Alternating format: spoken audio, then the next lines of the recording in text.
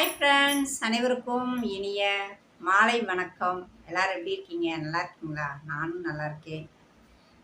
சரி வாங்க, ஒரு மலரின் கதை அப்படின்ற தலைப்பில் என்னுடைய வரலாறுன்னு நான் சொல்லிட்டு வரேன். அதில் இப்போ நம்ம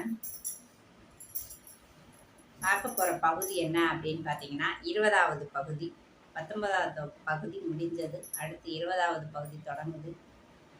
19வது பகுதியில் வந்து எதோட நான் முடிச்சிருந்தேன் அப்படின்னு பார்த்தீங்கன்னா, அதாவது எங்கள் அப்பா இறந்து அந்த சடங்கு எல்லாம் முடிச்சுட்டு மறுநாள் தலாகுல வர்ற வாங்கன்னு சொல்லிட்டு எல்லாரும் போனாங்க, சொந்த பந்தங்கள் அனைவரும்.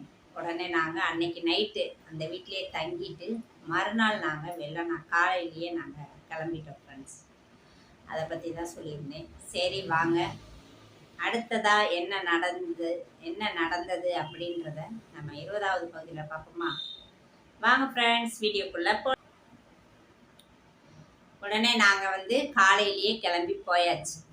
எங்கே போயிட்டோம் அப்படின்னு பார்த்தீங்கன்னா தல்லாகுளம் தான். தல்லாகுளத்துக்கு போயாச்சு. ஆனால் அங்கே வந்து வீடு பிடிக்கிறதுக்கோ வீடு வாடகைக்கு எடுக்கிறதுக்கு அட்வான்ஸ் எடுக்கிறதுக்கு எங்கள் அம்மாட்ட பணம் இல்லை. ஏன் அப்படின்னு கேட்டிங்கன்னா, அப்பா இறந்தப்ப அம்மா கையில் சுத்தமாக காசு கிடையாது, இருப்பு எதுவுமே இல்லை. அதனால் என்ன பண்ணாங்க அப்படின்னா, எங்கள் அம்மா போட்டிருந்த தோடை வச்சு தான் எல்லாருமே தோடை விற்றுட்டாங்க. தோடு ஒன்று தான் போட்டிருந்தாங்க, அதையும் விற்றுட்டு எங்கள் அப்பாவுக்கு செய்ய வேண்டிய காரியங்களை செஞ்சுட்டாங்க. அதோட வந்து நாங்கள் மறுநாள் வந்து தலாகுளம் வந்தாச்சு. இப்போ என்ன பண்ணுறது? நாங்கள் 4 பெண் குழந்தைகள் 5 பெண் குழந்தைகள் இருக்கோம். இருந்தால் கூட எங்களுக்குன்னு நகை நட்டோ எதுவுமே எங்கள் அப்பாவும் அம்மாவும் சேர்த்து வைக்கலை. அதனால் எதுவுமே அவங்க கையில் இல்லை. அப்போ என்ன பண்ணுறதுன்னு அம்மாவுக்கு ஒன்றும் புரியலை. இது ஒரு பக்கம் இருக்க, மறுநாள் வந்து அங்கே வந்ததுக்கப்புறம்தான் மற்ற காரியங்கள். இப்போலாம் வந்து 3வது நாளே எல்லாமே முடிச்சிடுறாங்க. ஆனால் நாங்கள் வந்து அங்கே இருந்து உடனே வந்துட்டோமா, எந்த இதுவும் செய்யாமல் அம்மாவுக்கு வந்து திருமங்கல்யத்தை வாங்கினாங்க. அந்த நிகழ்ச்சி நடக்கும்போது எனக்கெல்லாம் வந்து சரியாக விவரம் தெரியாததுனால ஒன்றும் புரியலை. ஆனால் எங்கள் அக்கா பெரிய அக்கா வந்து மயக்கப்பட்டு விழுந்துட்டாங்க. அந்த நிகழ்வு நடக்கும்போது எங்கள் அக்கா மயக்கப்பட்டு விழுந்துட்டாங்க. அப்போ தான் எனக்கே தெரியுது என்ன அக்கா மயக்கப்பட்டு விழுந்துச்சுன்னு. அது எப்படி ஒரு கஷ்டமான சூழ்நிலை, எப்படி ஒரு சோகமானது, வருந்தத்தக்கக்கூடிய சூழ்நிலை அப்படின்ற அந்த இது வந்து எனக்கு வந்து சின்ன வயசில் தெரியல. அது தெரிஞ்சுக்கிற வயசு எனக்கு கிடையாது. அதனால் அது எனக்கு புரியலை. எங்கள் அக்கா வந்து மயக்கப்பட்டு விழுந்துட்டாங்க. எல்லாரும் ஓடியாந்து அப்புறம் தூக்கி என்ன ஆயிடுதுன்னா அழுக தாங்க முடியல எங்கள் அக்காவால். அம்மாவுக்கு இந்த வயசுலேயே இந்த மாதிரி திருமங்கல்யத்தை இழக்கிற நிலைமை வந்துருச்சே அப்படின்னு சொல்லி எங்கள் அக்கா அழுதுருப்பாங்க போல். இன்னைக்கு சூழ்நிலைக்கு எனக்கு அது இப்போ தான் புரியுது ஃப்ரெண்ட்ஸ். அதாவது மேரேஜுக்கு அப்புறம் தான் நமக்கு அது புரிய வருது. அதுக்கு முன்னாடி புரியாத அந்த வயசில் 13 வயசில் நமக்கு என்ன தெரியும்? எனக்கு எதுவுமே தெரியலை. அது ஒரு ரொம்ப என்னை பாதித்த விஷயம் அது. அடுத்தபடியாக என்ன அப்படின்னு பார்த்தீங்கன்னா, அந்த வீட்டில் வந்து கேட்க வருவாங்கள்ல, என்னாச்சு ஏதாச்சு அப்படின்னு சொல்லி. இப்போ எல்லா பேருமே குடியிருக்கிறாங்க, சொந்த பந்தம் எல்லாருமே குடியிருக்காங்க. அதில் ஒரு ரொம்ப கஷ்டமான ஒரு சொல்லு வந்து ஒருத்தவங்க சொல்லியிருக்காங்க. அதை நான் வந்து உங்கள்கிட்ட ஷேர் பண்ணணும்னு நினைக்கிறேன். அந்த வார்த்தை வந்து நம்ம அறியாமையோ அறிஞ்சோ நம்ம தயவு செய்து யாருக்குமே சொல்லக்கூடாது ஃப்ரெண்ட்ஸ். அதை தான் நான் விரும்புகிறேன். ஏன்னா அந்த வார்த்தைகள் வந்து ரொம்ப பாதிக்கும். அதை கேட்குறவங்களுக்கு ரொம்பவே பாதிக்கும். அதுவும் இப்படி ஒரு அதாவது கணவரை இழந்து நிற்கிற ஒரு பொண்ணுக்கிட்ட இந்த மாதிரி காதில் விழுகிற மாதிரி சொல்கிறதுன்றது ரொம்ப அநாகரீகம் தான் நான் சொல்லுவேன். தயவு செய்து இதை பார்க்குற மக்கள் நீங்கள் அறிஞ்சோ அறியாமலோ யாரையுமே அந்த வார்த்தை சொல்லிடாதீங்க. அது வந்து ரொம்பவே பாதிக்கப்படும் அதை கேட்குறவங்க. அது என்ன வார்த்தை அப்படின்னு பார்த்தீங்கன்னா, அந்த கேத வீட்டுக்கு வந்த இடத்துல ஒருத்தவங்க சொல்லியிருக்காங்க. வந்தவங்களோ சொந்தக்காரங்களோ யாருன்னு தெரியல. ஆனால் எங்கள் அம்மாவுக்கு காது கூட அவங்க பேசியிருக்காங்க. அது என்ன அப்படின்னு பார்த்தீங்கன்னா, அதாவது இவ வந்து 5 பொம்பளை பிள்ளைய வச்சிருக்கிறான்.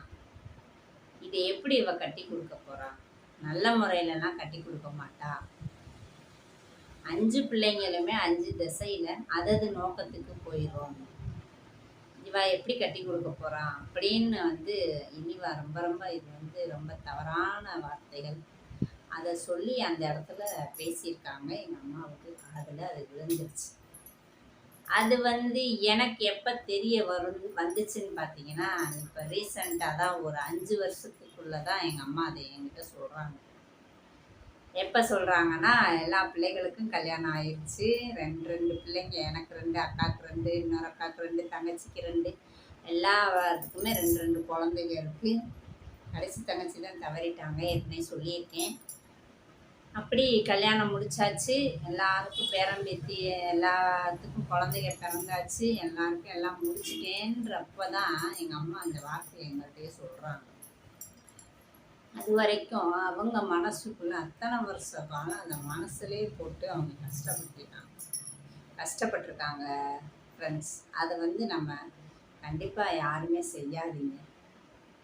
ஏன்னா எங்கள் அம்மா இந்த மாதிரி ஒவ்வொரு பிள்ளையும் ஒவ்வொரு திசையில் போயிடும், இவ எங்கே நல்ல முறையில் கட்டி கொடுக்க போகிறா அப்படின்னு சொன்னதுனால எங்கள் அம்மா 4 பிள்ளைங்களுக்குமே நல்லபடியாக மாப்பிள்ளை பார்த்து பத்திரிக்கை அடித்து சீர்சனத்தை செஞ்சு எங்களுக்கு 4 பேர்த்துக்கும் நல்லபடியாக திருமணம் முடிச்சு வச்சாங்க.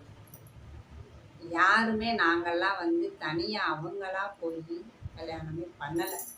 ஏன்னா அது வந்து தவறு சரின்றதுக்கு நான் சொல்ல வரல. அந்த மாதிரி போயிருக்கோம் அப்படின்னு சொல்லி அந்த ஒரு சூழ்நிலையில் கணவரை இழந்த ஒரு பொண்ணு இருக்கும்போது அவங்க காதுபட பேசுறதுன்றது ரொம்ப ரொம்ப தப்பான விஷயம். அது தயவுசெய்து யாருமே செய்யாதீங்க. அதைத்தான் நான் இங்கே முன்வைக்கிறேன். அது வந்து எங்கள் அம்மாவை ரொம்ப பாதிச்சது. அப்போ உள்ள காலகட்டம்லாம் வந்து லவ் மேரேஜுன்றது அது ஒரு பெரிய குழப்பத்த மாதிரி இருக்கும். இப்போ உள்ள காலகட்டத்துக்கு அது சகஜமாயிடுச்சு. அதனால் அப்போ அந்த மாதிரி சொல்லும்போது எங்கள் அம்மாவுக்கு ரொம்பவே அது வருத்தத்தை கொடுத்துருக்கு. அதை வந்து மனசில் வைராக்கியமாக வச்சு எங்களுக்கு 4 பிள்ளைகளுக்கு நல்லபடியாக கல்யாணம் முடித்தாங்க. நாங்களும் எங்கள் அம்மா சொல்படி கேட்டு அதுக்கேற்ற மாதிரியே நடந்து நல்ல பிள்ளையன்னு சொல்லி பேர் எடுத்து கொடுத்தோம். எங்கள் அம்மாவுக்கு நல்ல பேர் இன்னைக்கு வரைக்கும் நாங்கள் வாங்கி கொடுத்துட்டு தான் இருக்கோம். இது நம்ம வந்து பெற்றவங்களுக்கு செய்கிற கடமை. சரிதானே ஃப்ரெண்ட்ஸ்?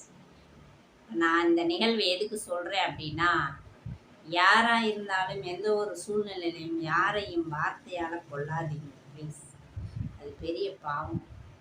அவங்க மனசு புண்பட்டால் அது நமக்கு தான் கஷ்டம். அதனால தான் நான் வந்து இதை ஷேர் பண்ணேன். ஓகே, அதுக்கப்புறம் முடிஞ்சு வீடு என்ன பண்ணலாம், வாடகைக்கு எங்கே போகலான்னு சொல்லும்போது ஆல்ரெடி எங்கள் பெரியப்பா வீடு, இன்னொருத்தவங்க மாமா வீடு ஆல்ரெடி அந்த தல்லாகுளத்தில் அந்த கம்மான்னு சொல்லுவாங்க, அங்கே வந்து புறம்போக்கிடம் தான். அந்த புறம்போக்கிடத்தில் அவங்கவுங்க வீடு போட்டு இருந்தாங்க. அப்போ எல்லா வீடும் முடிஞ்சு லாஸ்ட்டு இடம் கிடந்தது. கடைசி அவங்க எல்லார் வீடும் முடிஞ்சு அடுத்த லாஸ்ட்டில் கொஞ்சம் இடம் கிடந்தா என்ன பண்ணாங்க, அதை வந்து எங்களுக்கு சுத்தம் பண்ணி வீடு போடலாம் அப்படின்னு சொல்லி முடிவெடுத்தோன்னா அது வந்து ஃபுல்லாகவே கருவேல முள்ளாக கிடக்கு. கருவேல மரம் வளர்ந்து கிடக்கு. அதை பூரா க்ளீன் பண்ணணும், அதுக்கு கூலி கொடுக்கணும். அது போக வீடு கட்டுறதுன்னா குடிசை வீடாக இருந்தால் கூட கட்டுறதுன்னா ரொம்ப கஷ்டம் என்ன ஃப்ரெண்ட்ஸ்.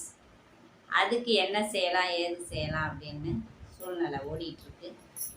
நாங்கள் வந்து அங்கே அந்த புறம்போக்கு இடத்துல தான் வீடு போட்டு இருந்தோமா இல்லை வேறு இடம் பார்த்து நம்ம போனோமா அப்படின்றத நாளைக்கு நம்ம 20வது பகுதியில் பார்க்கலாமா ஃப்ரெண்ட்ஸ்? ஓகே, வீடியோ பிடிச்சிருந்தா லைக் பண்ணுங்கள், மறக்காமல் சப்ஸ்கிரைப் பண்ணுங்கள்.